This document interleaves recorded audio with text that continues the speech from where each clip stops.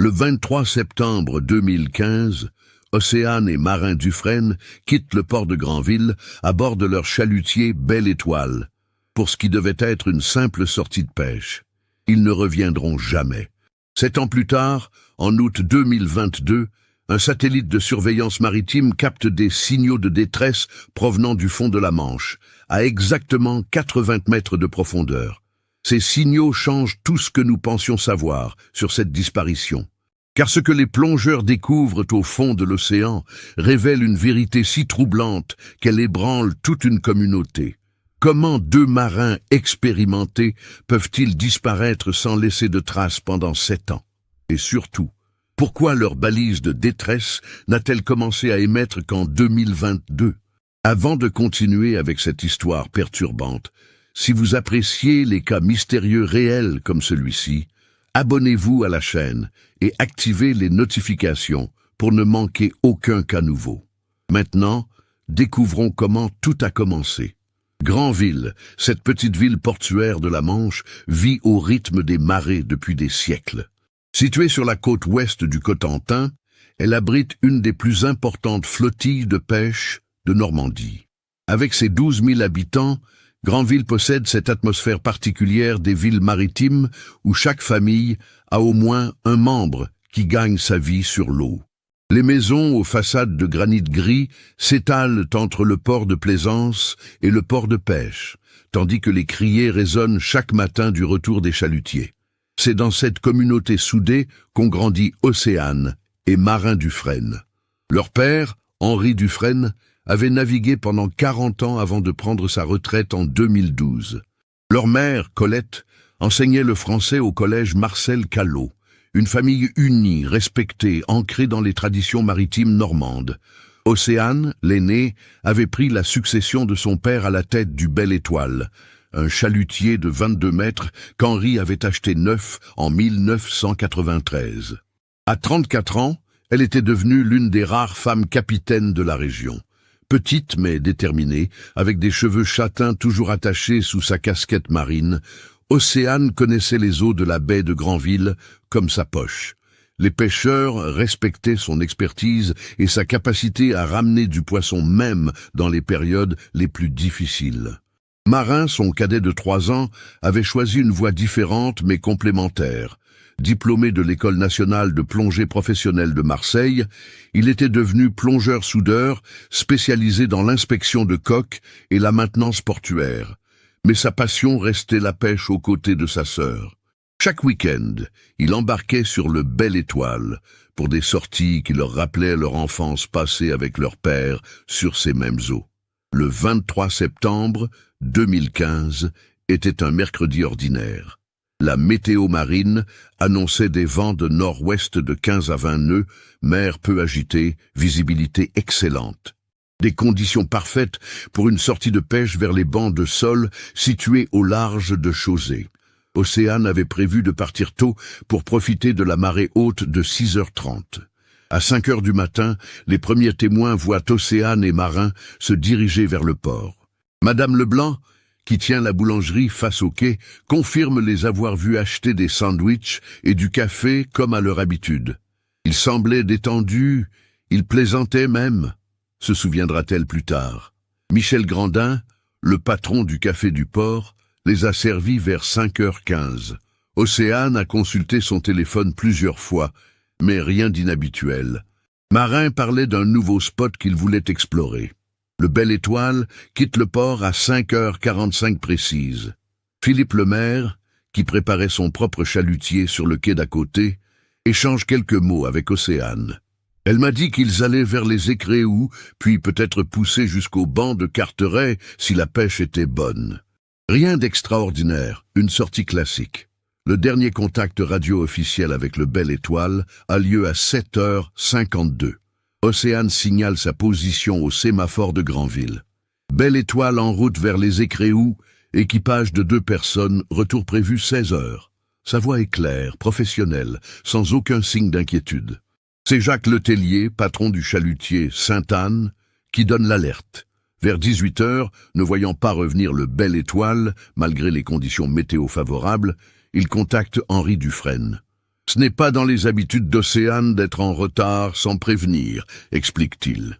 Henri essaie d'abord de joindre ses enfants sur leur téléphone portable, mais les appels basculent directement sur messagerie. À 19h15, Henri se rend au Cross Jobourg, le centre de surveillance maritime, pour signaler la disparition. Le lieutenant de vaisseau Sarah Fournier prend sa déposition. Les premières recherches sont lancées immédiatement. L'hélicoptère Dragon 50 décolle de Cherbourg à 20h30, tandis que 2 vedettes de la gendarmerie maritime et 3 chalutiers volontaires se dirigent vers la zone des Écréous. La nuit tombe sur une mer d'huile. Les projecteurs balayent la surface sans rien détecter. Aucun débris, aucune trace de carburant, aucun signal de la balise de détresse. Le Belle Étoile s'est volatilisé. Les recherches se poursuivent pendant 5 jours intenses. Plus de 40 embarcations participent aux opérations, couvrant une zone de 1000 km² entre Granville et Jersey. L'aviation maritime survole systématiquement tous les secteurs possibles. Les plongeurs de la gendarmerie explorent les épaves connues, pensant que le Belle Étoile aurait pu heurter un obstacle. Le Dragon 50, hélicoptère de la sécurité civile basé à Cherbourg, effectue des rotations continues pendant 72 heures. Le pilote, capitaine Marc Durand et son équipage scrutent chaque mètre carré de surface avec leurs instruments de détection. Nous avons utilisé tous nos moyens techniques. Radar, sonar de surface, caméra thermique, mais la mer garde son secret, confie-t-il aux journalistes. Parallèlement, les chalutiers volontaires ratissent le fond avec leurs filets, espérant accrocher un débris, une bouée, n'importe quoi qui pourrait donner un indice. Jacques Letellier, patron du Sainte-Anne, coordonne cette flottille improvisée de pêcheurs devenus sauveteurs. Océane et Marin, c'est notre famille. On ne lâchera rien tant qu'on n'aura pas de réponse. Les gardes-côtes britanniques de Jersey et Guernesey rejoignent spontanément les opérations. Le Channel Guardian, vedette rapide de Sa Majesté, explore les eaux territoriales anglaises pendant que le Saint-Hélier fouille les abords des îles anglo-normandes. Cette coopération internationale témoigne du respect que s'attire les Dufresne au-delà des frontières. Chaque soir, au PC de commandement installé dans les locaux du Cross Jobourg, le lieutenant de vaisseau Fournier fait le point avec les équipes. Les cartes marines se couvrent de croix rouges, marquant les zones explorées. Progressivement, l'espoir fait place à l'amère réalité. Le Belle Étoile s'est volatilisé. Le 26 septembre, un faux espoir relance momentanément les recherches. Un pêcheur de Carteret, Yves Lemarchand, affirme avoir repéré une tache de carburant à 15 miles au nord des Écréous. L'hélicoptère Dragon 50 se rend immédiatement sur zone, suivi par 3 vedettes de la gendarmerie maritime. L'analyse révèle qu'il s'agit d'un dégazage illégal d'un cargo, sans rapport avec la disparition. Le 28 septembre, le commandant Alain Roussel, responsable des opérations, prend la décision douloureuse d'arrêter les recherches actives. Devant les journalistes rassemblés sur le port de Granville, il déclare solennellement « Nous avons exploré toutes les possibilités dans un rayon de 60 miles nautiques, mobilisé tous nos moyens techniques et humains. Sans signal de détresse ni débris, nous devons admettre que nous ne savons pas ce qui s'est passé au Belle Étoile. » Cette annonce officielle résonne comme un glas dans le port de Granville. Henri Dufresne, présent à la conférence de presse, encaisse le coup sans un mot. Sa femme Colette s'effondre dans les bras de sa sœur Brigitte, venue spécialement de Caen pour les soutenir. « Ce n'est pas possible », murmure-t-elle entre ses sanglots. « Ils ne peuvent pas avoir disparu comme ça. » Pour Henri et Colette Dufresne commence alors un calvaire qui durera 7 ans. Les mois suivant la disparition sont marqués par une succession d'espoirs et de déceptions. Chaque appel téléphonique, chaque témoignage d'un pêcheur ayant aperçu quelque chose, chaque rumeur relance momentanément leurs espoirs avant de les replonger dans l'angoisse. Le premier hiver est particulièrement cruel. Henri, habitué à voir ses enfants chaque semaine, erre comme une âme en peine dans la maison familiale de la rue du Port. Colette a cessé d'enseigner, incapable de se concentrer sur ses cours. Le couple, uni depuis 35 ans, traverse sa première vraie crise. Nous ne savions plus comment nous parler, confiera plus tard Colette. Chacun vivait sa douleur dans son coin. Thomas Leclerc, le compagnon d'Océane depuis 4 ans, vit un calvaire particulier. À 32 ans, cet ancien élève de l'École nationale supérieure maritime avait prévu de demander Océane en mariage à Noël 2015. La bague, achetée en septembre chez le joaillier Blanchard de Granville, reste cachée dans un tiroir de sa commode. « Je n'arrive pas à accepter qu'elle ne soit plus là », confie-t-il à son ami Philippe Morin. Les premiers mois, Thomas refuse catégoriquement de retourner en mer. Mécanicien naval au chantier Couache de Granville, il se réfugie dans le travail, restant parfois jusqu'à 22 heures dans les ateliers pour éviter de rentrer chez lui. L'appartement qu'il partageait avec Océane rue Georges Clemenceau lui devient insupportable. Chaque objet, chaque photo, chaque vêtement d'Océane ravive sa douleur. La communauté de pêcheurs se mobilise autour de la famille Dufresne. Une cagnotte spontanée, organisée par les patrons pêcheurs, réunit 45 000 € pour aider Henri et Colette à faire face aux frais d'avocats et d'enquêteurs privés. Océane et Marin, c'étaient nos enfants à tous, explique Marcel Grandin, président du comité local des pêcheurs. Au printemps 2016, Henri engage à ses frais un détective privé, ancien de la police judiciaire. François Bélanger, installé à Caen, reprend l'enquête depuis le début. Il interroge à nouveau tous les témoins, épluche les relevés météorologiques, analyse les courants marins, consulte les fichiers des navires de passage. Son rapport, remis en juin, n'apporte aucun élément nouveau mais confirme l'impossibilité d'un accident classique. Un chalutier de cette taille ne disparaît pas sans laisser de traces, insiste Bélanger. Même en cas de naufrage brutal, nous devrions avoir retrouvé des débris, des équipements flottants, au minimum la balise de détresse. Cette disparition défie toutes les lois de la mer. L'été 2016 marque un tournant psychologique pour Thomas Leclerc. Poussé par ses amis et la famille Dufresne, il accepte de remonter sur un bateau. Sa première sortie, à bord du Sainte-Marie de son ami Julien Leterrier, se limite à quelques heures de pêche côtière. J'avais l'impression de trahir Océane en prenant du plaisir sur l'eau, avoue-t-il. Progressivement, Thomas retrouve le goût de la navigation.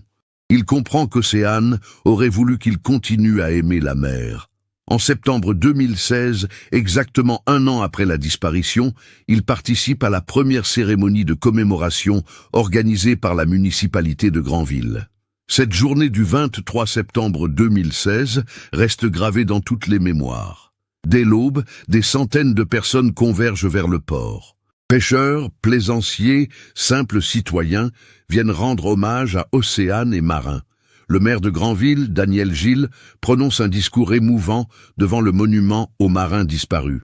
Océane et Marin Dufresne incarnaient les plus belles valeurs de notre communauté maritime. Le courage, la solidarité, l'amour de la mer et le respect de la nature, déclare-t-il. Leur disparition nous rappelle la fragilité de nos vies face à l'océan, mais aussi la force des liens qui nous unissent. La cérémonie se poursuit par une procession maritime. 50 bateaux, pavoisés de noir, défilent dans la baie de Granville jusqu'aux Écréous. À l'endroit présumé de la disparition, chaque embarcation jette une couronne de fleurs blanches. Henri et Colette, à bord du chalutier de Jacques Letellier, regardent les couronnes dériver vers le large, emportées par la marée montante. Cette première commémoration marque aussi l'acceptation progressive de la perte. Nous avons compris que nos enfants ne reviendraient pas, explique Colette. Mais nous avons aussi réalisé qu'ils vivaient dans le cœur de tous ces gens qui les aimaient. L'automne 2016 apporte une nouvelle épreuve administrative. Les assurances du Belle Étoile et de son équipement, qui se montent à 280 000 €, ne peuvent être versées sans déclaration officielle de décès. Or, le droit français exige un délai de 5 ans minimum pour déclarer une personne décédée par disparition. Cette bataille juridique, menée par maître Christine Leroux, avocate spécialisée en droit maritime, durera 3 ans. Les familles de marins disparus vivent un double calvaire, explique-t-elle. D'abord la douleur de la perte, ensuite l'impossibilité de tourner la page administrativement. En 2017, Henri décide de vendre la maison familiale. Les souvenirs y sont trop présents, trop douloureux. Le couple s'installe dans un appartement plus petit, rue de la Libération, loin du port et de ses bruits familiers. Nous avions besoin de changer d'air, justifie Henri. Cette maison était devenue un mausolée. Colette, elle, trouve un exutoire dans l'engagement associatif. Elle rejoint l'association Famille de marins disparus en mer, créée par Marie-Claire Joubert après la perte de son fils en 2012. Cette structure, basée à Brest, accompagne les familles dans leurs démarches administratives et leur offre un soutien psychologique. Parler avec d'autres personnes qui vivent la même chose nous aide énormément, témoigne Colette. Nous comprenons que nous ne sommes pas seuls face à cette épreuve. L'enquête officielle, menée par le lieutenant-colonel Vincent Morel de la gendarmerie maritime, explore toutes les pistes. L'examen des relevés téléphoniques révèle que les derniers appels d'Océane et Marin datent du 22 septembre au soir. Océane avait téléphoné à son compagnon, Thomas Leclerc, mécanicien naval, vers 21h. Elle semblait normale, on a parlé de ses projets pour le week-end suivant, témoigne-t-il. L'aspect financier du Belle Étoile est scruté minutieusement. Le chalutier entièrement payé était assuré pour 250 000 €. Mais Henri Dufresne refuse catégoriquement l'hypothèse d'une escroquerie à l'assurance. Mes enfants adoraient ce bateau.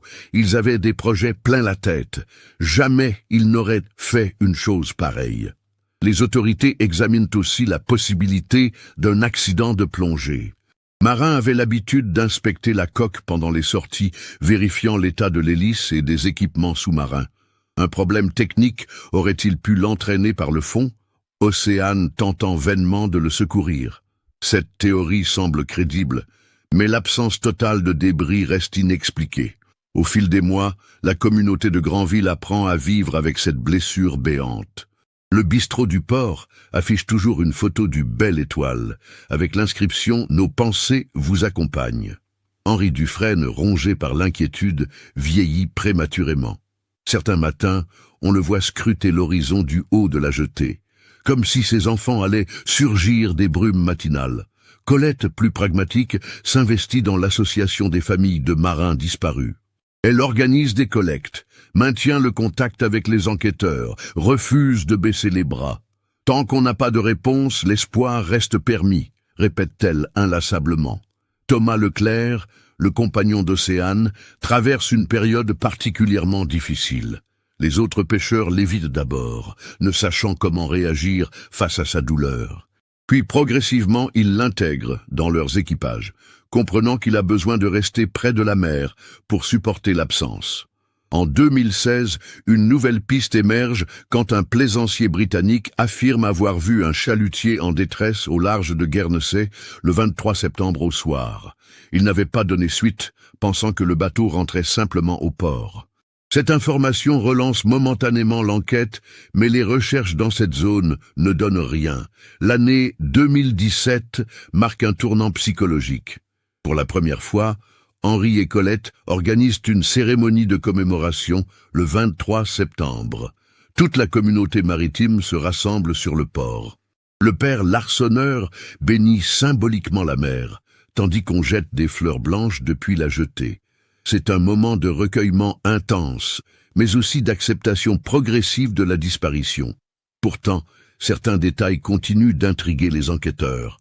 Dr Sylvie Mercier, océanographe à l'université de Caen, suit le dossier depuis le début. Elle connaissait Marin pour avoir collaboré avec lui sur plusieurs projets de recherche sous-marine. Il était méticuleux, prudent, jamais il n'aurait pris de risques inconsidérés, insiste-t-elle. En 2018, Dr Mercier obtient l'autorisation d'analyser les données satellitaires archivées de la journée du 23 septembre. Elle découvre quelque chose d'étrange. Les relevés de température de surface montrent une anomalie thermique dans la zone où le Belle Étoile était censé pêcher. Une différence de 3 degrés par rapport à la normale, comme si quelque chose de chaud avait été déversé dans l'eau, note-t-elle dans son rapport. Cette information, jugée peu significative à l'époque, sera classée avec les autres éléments du dossier. Personne n'imagine alors qu'elle constitue la première pièce d'un puzzle qui ne sera résolu que 4 ans plus tard. En 2019, la famille obtient enfin le statut de décès par disparition pour Océane et Marin. Cette démarche administrative, nécessaire pour régler les questions d'héritage et d'assurance, représente un déchirement supplémentaire. C'est comme si on devait les enterrer sans avoir leur corps, confie Colette à sa sœur. Les années 2020 et 2021 passent dans une routine de deuil assumée. Henri a arrêté de regarder vers le large chaque matin. Colette a repris son travail à temps partiel, comme bibliothécaire bénévole. La vie a repris son cours, marqué par une absence définitive mais acceptée. C'est le 15 août 2022 qu'arrive l'événement qui va tout changer. Le Centre national d'études spatiales de Toulouse détecte des signaux de détresse émis depuis le fond de la Manche. Le satellite Sentinelle-3B, en mission de surveillance maritime, capte des impulsions radio faibles mais régulières provenant d'un point situé à 72 km au nord-ouest de Granville. L'ingénieur de permanence, David Lacroix, remarque immédiatement l'anomalie sur ses écrans. Ces signaux correspondent exactement au protocole des balises de détresse maritime françaises, mais ils proviennent d'une profondeur de 80 mètres. En temps normal, une balise ne peut pas fonctionner à cette profondeur pendant si longtemps, explique-t-il à ses collègues. La position GPS des signaux est transmise au Cross-Jobourg dans l'heure qui suit. Le lieutenant de vaisseau Fournier, toujours en poste 7 ans après la disparition du Belle Étoile, reconnaît immédiatement les coordonnées. Elles correspondent à un secteur exploré en 2015, mais situé plus au large que prévu. Le 17 août, la vedette de recherche Argonaut, appareil de Cherbourg, avec à son bord une équipe de plongeurs spécialisés et un sonar haute définition. Les conditions météo sont parfaites, mer calme, visibilité excellente. À 15h45, le sonar détecte une forme caractéristique par 80 mètres de fond. L'image qui apparaît sur l'écran fait frémir l'équipage. Une silhouette allongée, d'une vingtaine de mètres, repose sur le fond sableux. Les contours sont nets, parfaitement conservés. C'est indéniablement un chalutier. Le plongeur en chef, capitaine Bruno Villeneuve, descend le premier. À travers son masque, dans la lumière bleutée de ses projecteurs, il distingue progressivement les détails de l'épave.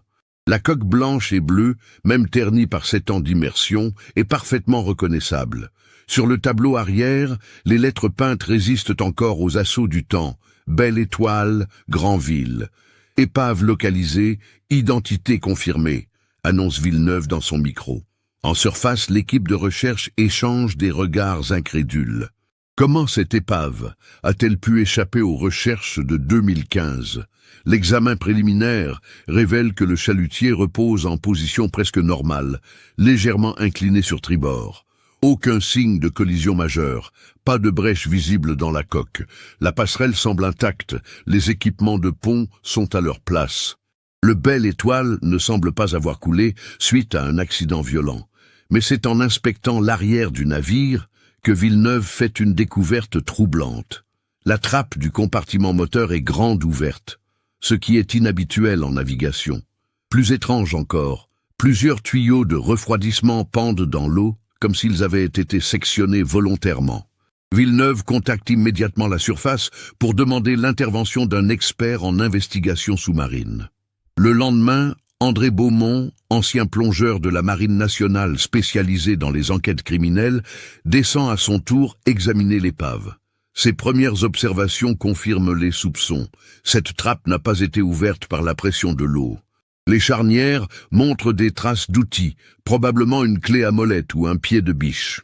L'examen détaillé de la coque révèle d'autres anomalies troublantes. À tribord, près de la ligne de flottaison, plusieurs rayures parallèles marquent la peinture. Ces traces correspondent à un accostage forcé, explique Beaumont. Un autre navire s'est amarré de force contre le Belle Étoile. Dans la timonerie, l'expertise révèle des éléments encore plus inquiétants.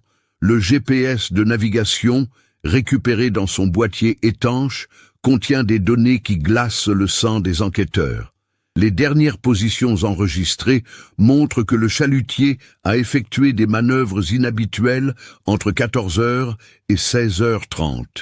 Il a tourné en rond pendant plus de 2 heures dans une zone de 3 km², analyse le spécialiste en navigation François Martineau. Ces cercles répétés dans une zone précise ne correspondent à aucune technique de pêche connue.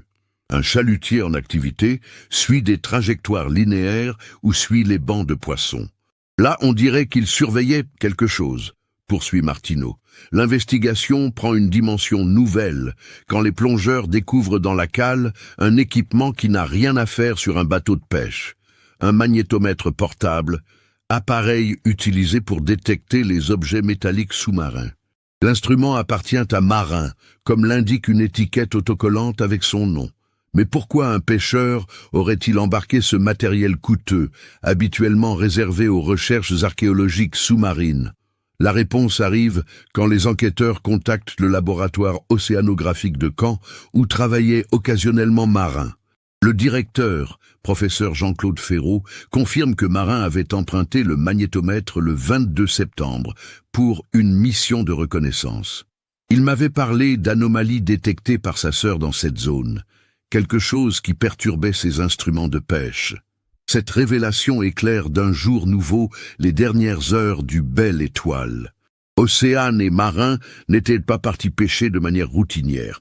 Ils enquêtaient sur quelque chose de spécifique, quelque chose qui justifiait l'utilisation d'un équipement scientifique sophistiqué. Les autorités décident alors d'élargir le périmètre de recherche autour de l'épave. Si les Dufresne surveillaient cette zone, c'est qu'ils avaient une raison précise. Le 24 août, les plongeurs explorent systématiquement le fond marin dans un rayon de 500 mètres autour du Belle Étoile. À 300 mètres au nord-est de l'épave, ils font une découverte qui change tout. Dispersés sur le fond sableux, des dizaines de bidons métalliques rouillés jonchent le sol. Certains sont éventrés, laissant échapper un liquide verdâtre qui forme des nappes visqueuses sur le sable. L'odeur, même à travers les détendeurs de plongée, est suffocante. L'alerte est immédiate. Les plongeurs remontent à la surface et la zone est bouclée par les autorités maritimes. Une équipe de spécialistes en pollution marine arrive de Brest le soir même. Leur premier prélèvement révèle la présence de métaux lourds et de solvants industriels à des concentrations dramatiques. Dr Sylvie Mercier, appelée en urgence pour analyser la situation, est formelle. Nous sommes face à un désastre écologique majeur. Ces produits chimiques contaminent l'écosystème depuis 7 ans. L'analyse des sédiments confirme ces craintes. La faune marine a été décimée dans un rayon de plusieurs kilomètres. Les concentrations de plomb, mercure et autres toxiques dépassent de 100 fois les seuils autorisés. Mais la découverte la plus troublante arrive le 26 août. En examinant les bidons les mieux conservés, les experts identifient des marquages industriels encore lisibles.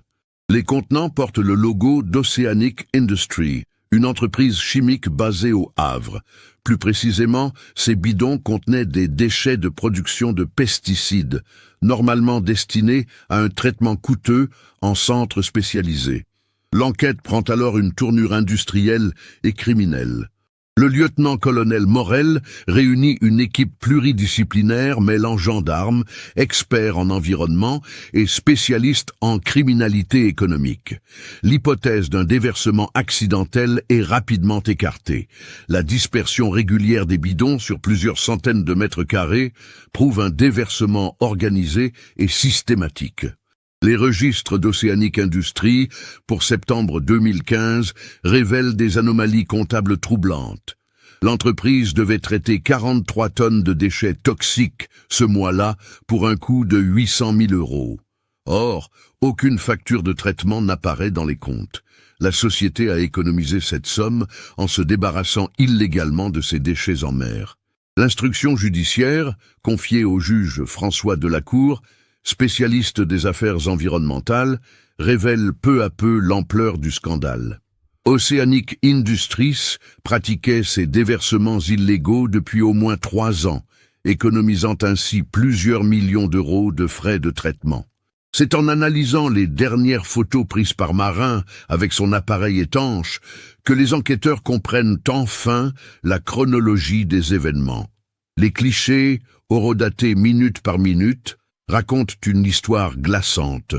À 14h15, on voit Océane et Marin photographier les bidons qui dérivent encore en surface. À 14h32, ils documentent le cargo Normandie Chimie en train de larguer sa cargaison toxique. À 14h58, la dernière photo montre un Zodiac noir se dirigeant vers le Belle Étoile. Cette embarcation semi-rigide ne figure sur aucun registre maritime officiel. Les enquêteurs comprennent qu'Océane et Marin ont été repérés par les pollueurs alors qu'ils documentaient leurs crimes. Le reste de l'histoire se devine facilement. Élimination des témoins gênants et sabotage du chalutier pour faire disparaître les preuves. Mais pourquoi la balise de détresse a-t-elle été programmée pour se déclencher 7 ans plus tard? L'examen de l'appareil révèle une sophistication troublante. Quelqu'un possédant des connaissances techniques pointues a modifié le système pour qu'il reste silencieux pendant exactement 2557 jours avant de commencer à émettre. Cette précision dans la programmation suggère que les assassins voulaient garder un contrôle sur la découverte de l'épave. Soit pour faire chanter quelqu'un, soit pour orienter l'enquête au moment de leur choix. Une stratégie de criminels organisés, pas d'opportunistes pris de panique. L'identification du Zodiac noir devient la priorité absolue des enquêteurs. Les images satellitaires de la journée du 23 septembre 2015 sont passées au crible par les spécialistes de l'imagerie maritime.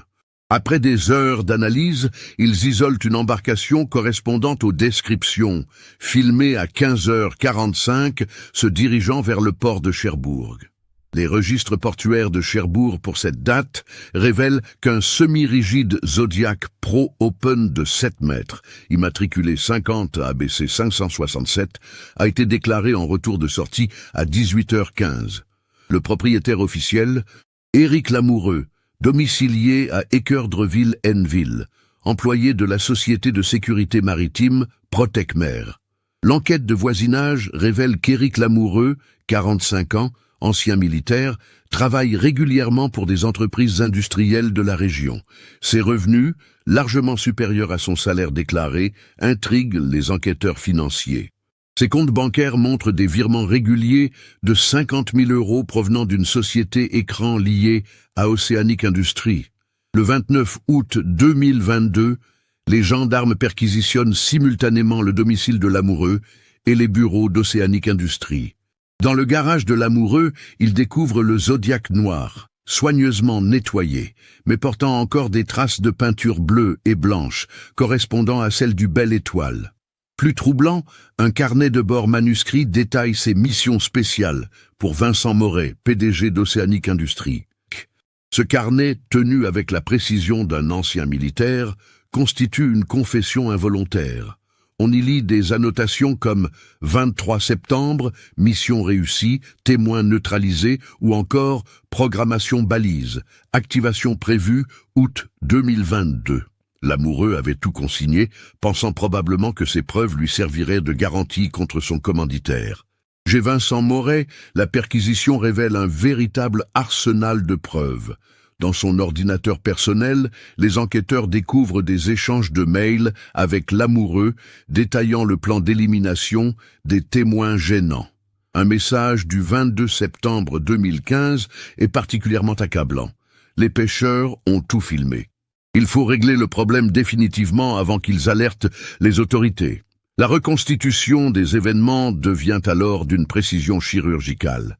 Le 23 septembre 2015 à 14h, le cargo Normandie Chimie procède au déversement illégal sous la surveillance de Lamoureux et ses complices depuis le Zodiac. Océane et Marin, attirés par les manœuvres suspectes du cargo, commencent à photographier l'opération avec leurs appareils étanches. Vers 14h45, Lamoureux repère les deux pêcheurs et comprend qu'ils documentent le déversement. Il contacte immédiatement Moret par téléphone satellitaire.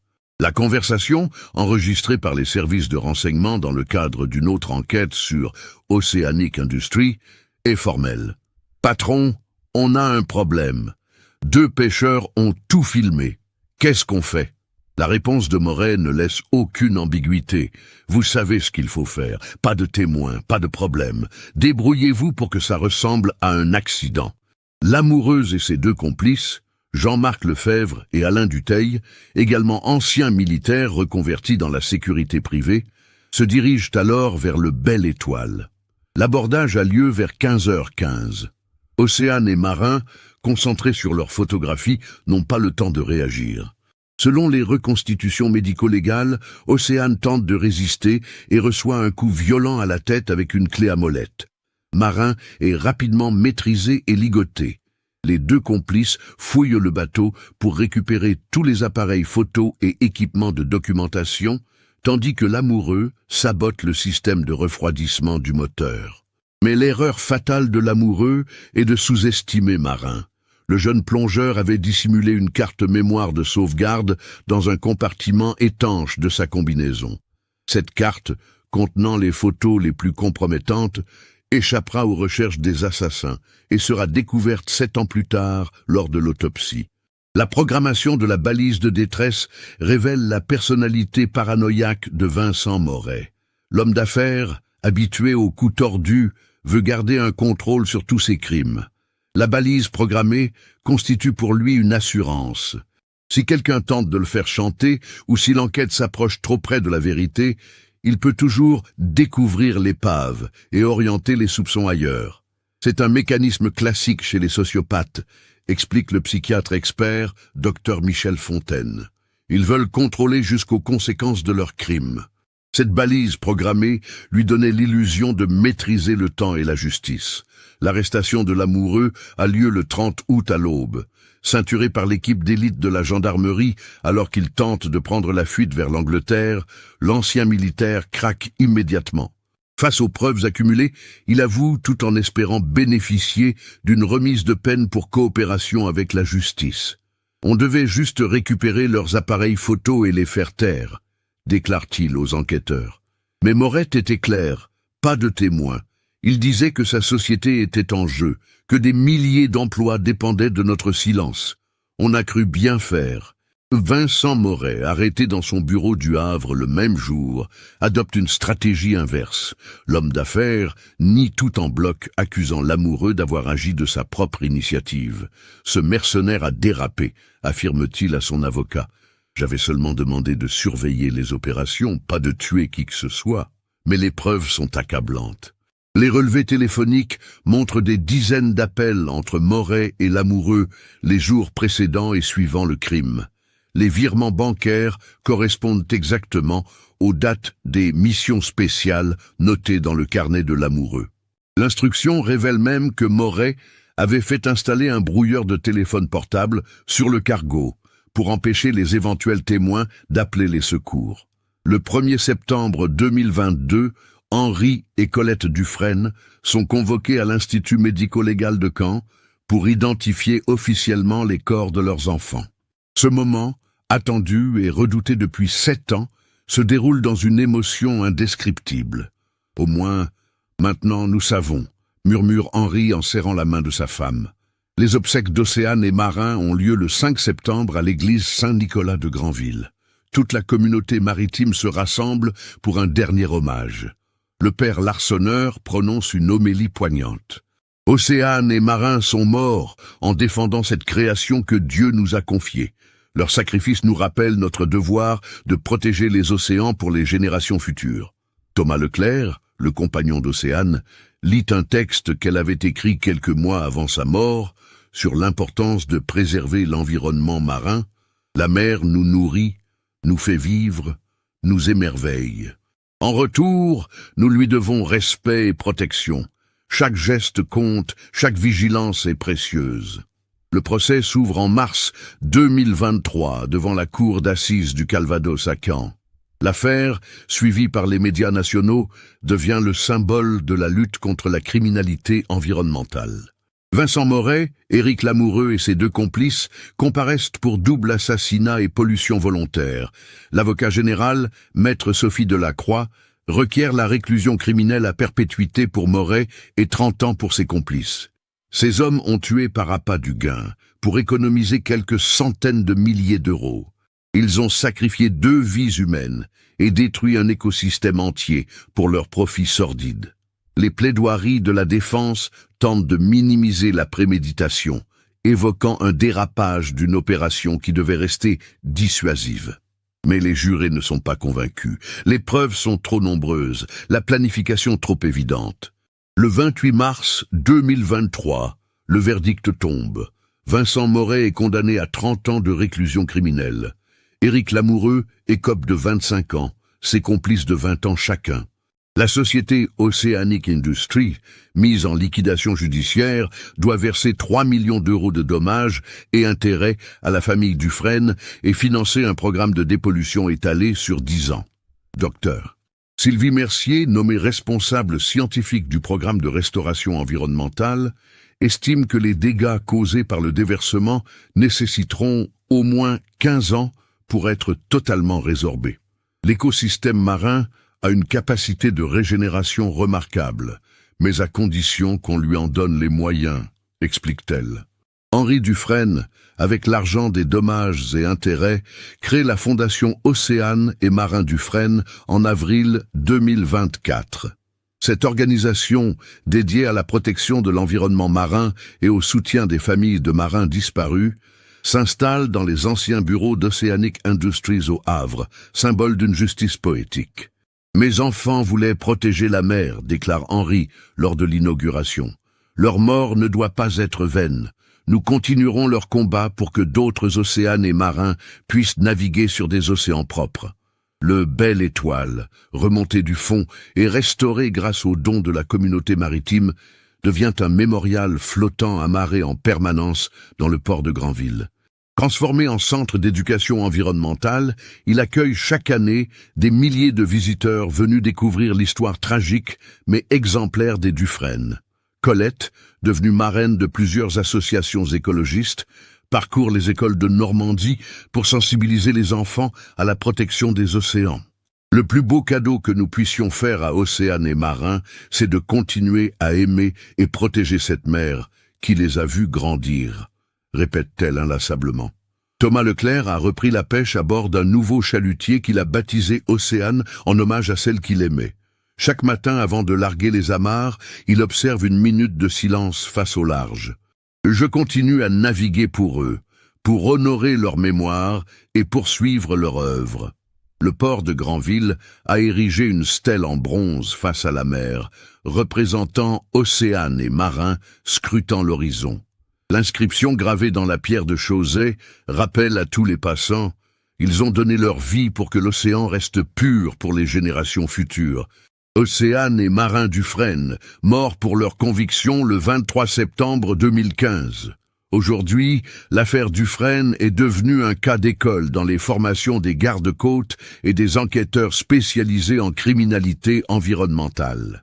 Elle illustre parfaitement comment la cupidité peut pousser des industriels sans scrupules jusqu'au meurtre pour protéger leurs profits illégaux.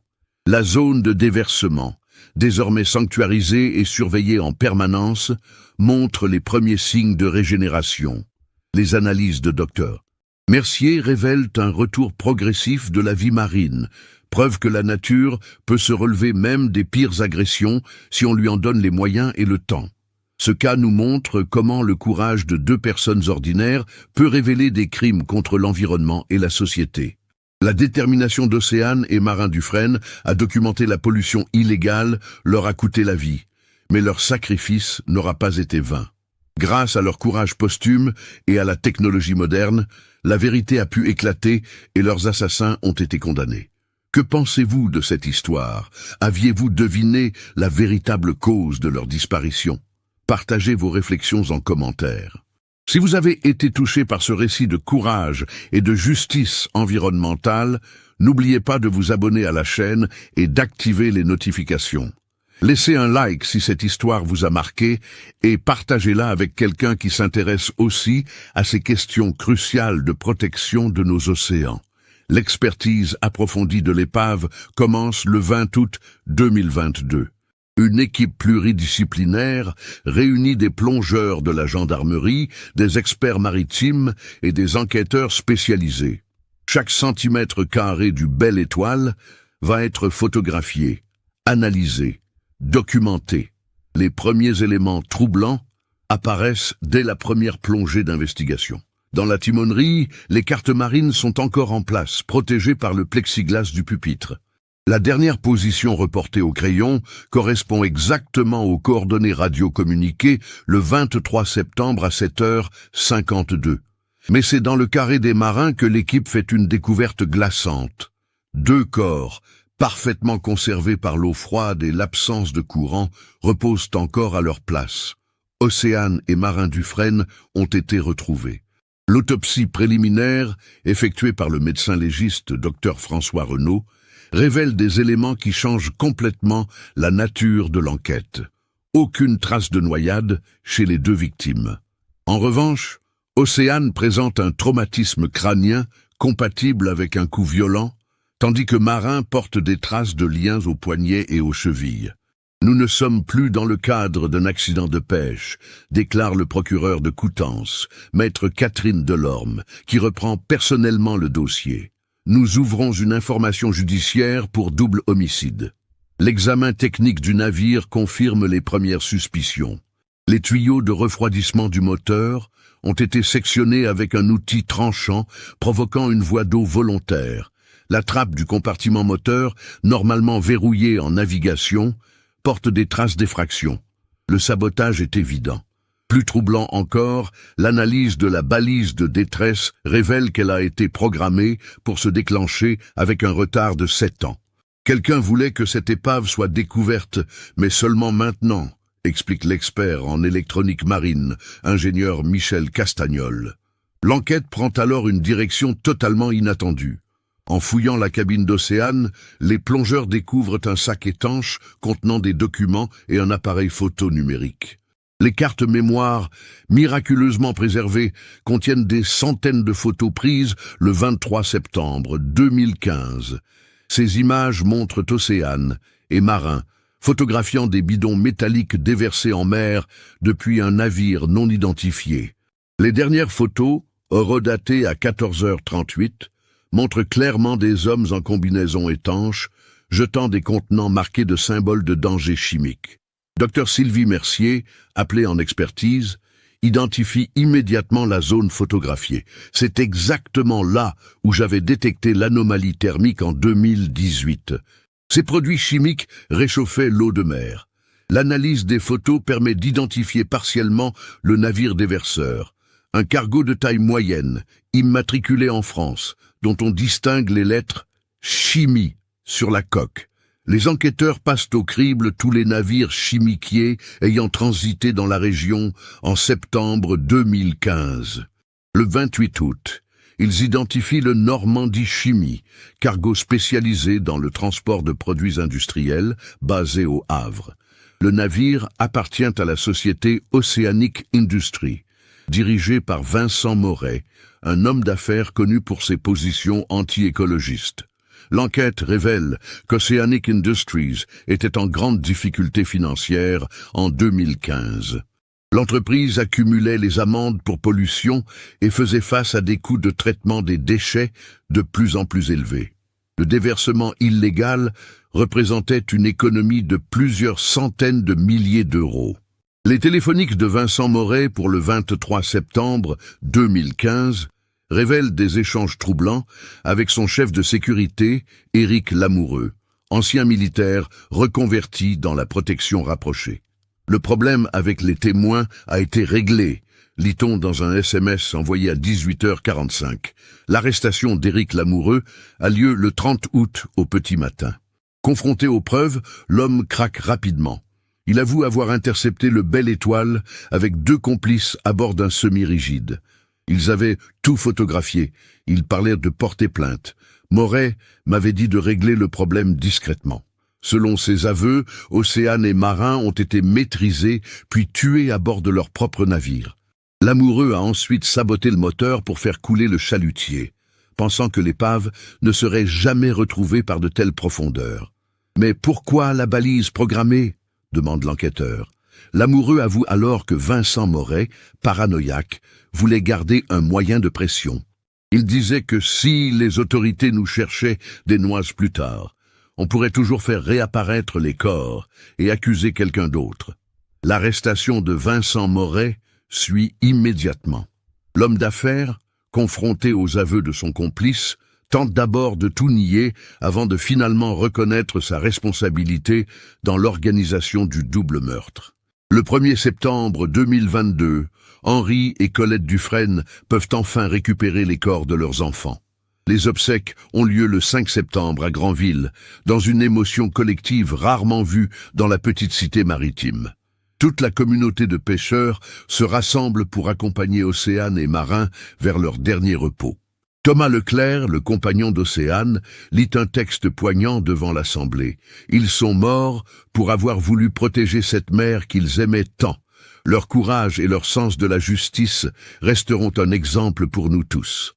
Le procès de Vincent Moret et Éric Lamoureux s'ouvre en mars 2023 devant la cour d'assises du Calvados. L'accusation requiert la réclusion criminelle à perpétuité pour les deux hommes.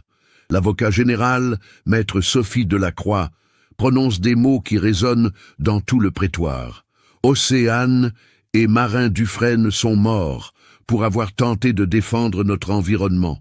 Leur assassinat représente un crime contre la société tout entière. Vincent Moret est condamné à 30 ans de réclusion criminelle, Éric Lamoureux à 25 ans. L'entreprise Océanic Industries, mise en liquidation, doit verser 3 millions d'euros de dommages et intérêts à la famille Dufresne et financer un programme de dépollution de la zone concernée. Docteur Sylvie Mercier obtient l'autorisation de mener une étude complète de l'impact environnemental du déversement. Ses conclusions, publiées en septembre 2023, révèlent que les produits chimiques déversés ont détruit la faune marine sur plusieurs kilomètres carrés et contaminent encore les sédiments. Henri Dufresne, âgé maintenant de 68 ans, a pris une décision qui surprend son entourage.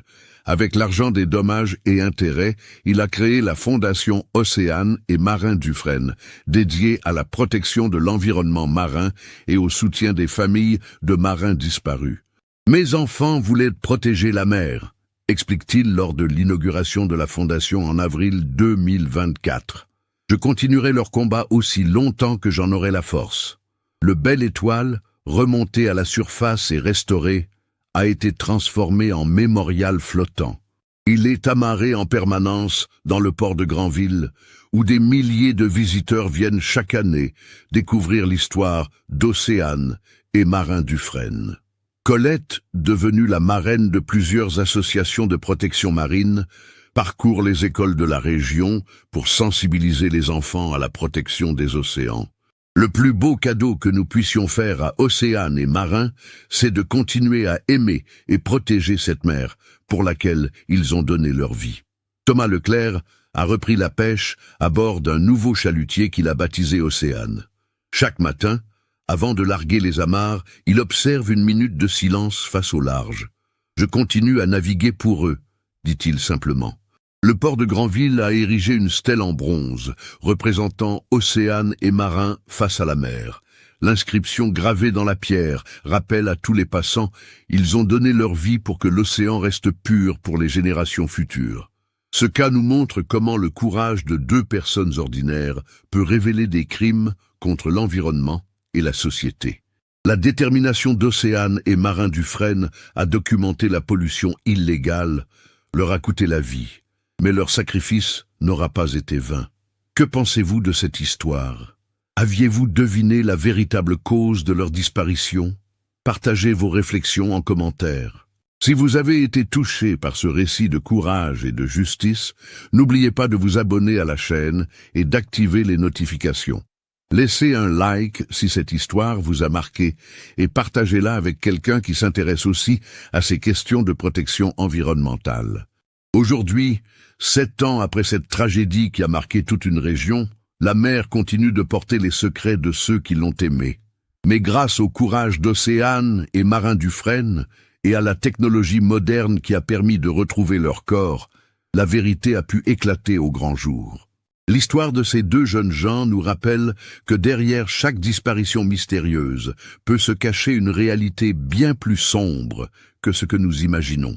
Leur sacrifice nous enseigne également que la protection de notre environnement mérite parfois les plus grands courages, même si cela peut coûter la vie à ceux qui s'y engagent. Le Belle Étoile continue de veiller sur le port de Granville, témoin silencieux d'une histoire qui aurait pu rester à jamais enfouie dans les profondeurs de la Manche. Et quelque part, dans les eaux où ils ont vécu leurs derniers instants, Océane et Marin Dufresne reposent en paix, sachant que leur combat pour la préservation des océans se poursuit grâce à ceux qui ont repris le flambeau de leur engagement.